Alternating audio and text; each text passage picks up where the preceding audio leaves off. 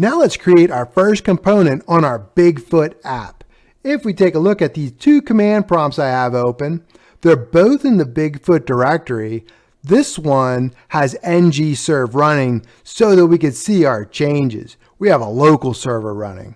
I'm going to go down to this one right here, which is also in the Bigfoot directory. I'm going to do an ng generate component, and I'm going to call the component home, right? Or you can call it welcome, home, intro, whatever. Just go ahead and hit enter. I'm going to pause the video for a second. It was about 30 seconds. This updated really quickly. I don't know if you could see it. And I have 4 new files. I have my HTML file for the home component.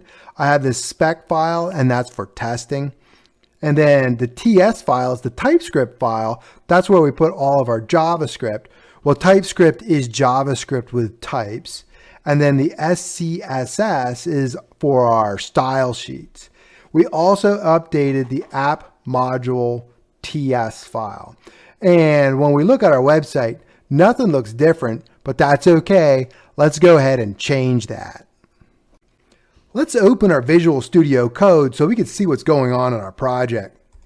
There we go. So I have my Bigfoot right here. That's my folder. I'm going to open that up. Then I have my source. I'm going to take a look in there. There's an app in there. And then there's my home component that I added with those 4 files that were created.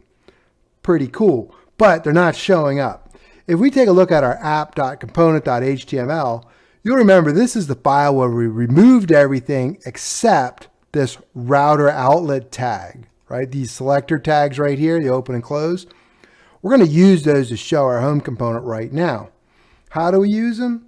We're going to go to app-routing.module.ts. There we go. And I'm going to import my home component to this file.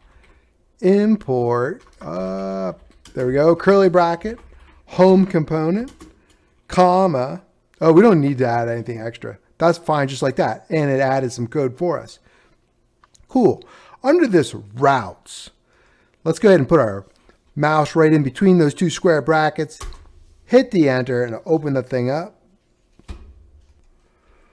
We're going to add a curly bracket, path, colon, the empty string, comma, component, colon, home component.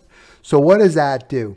So if I look at my website, anything after this base URL right here is going to show up, or we're going to be able to react to right here. So this is the empty string, right?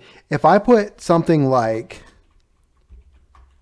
curly bracket, path, single quote, home, comma, component, home component, we are going to be able to see the home component if we put nothing after the base path or if we do home.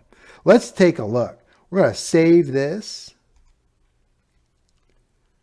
We're going to go to our website. We see this home works. That's pretty cool. What happens if I do like /error? Oh, I got nothing. Messed up, right? What about /home? We did a path for that. Oh, look at that. And if we have nothing at all, we still have it working. That's pretty cool. Why does it say home works? We don't remember adding that. Let's take a look. Home.component.html. They give that to you. That's their little version of hello world. So you get like a home works. Let's do an H2.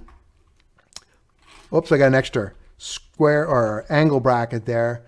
Yeah, welcome Bigfoot hunters. And we'll do a Control S to save it. This is updating over here. It's already updated. Welcome Bigfoot hunters. There we go. So we got our first component. We didn't do much with it, but we added a component to our Bigfoot hunters website or Bigfoot website.